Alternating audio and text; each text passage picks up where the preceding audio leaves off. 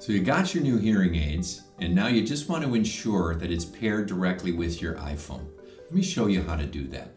It's slightly different than for traditional Bluetooth devices, but it's still done through the settings menu.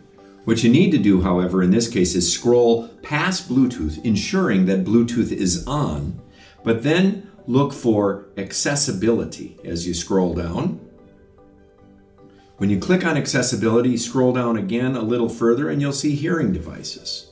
When you do that, remove the instruments from their carrying case or their charger, or turn them off and turn them back on again to put the devices into pairing mode.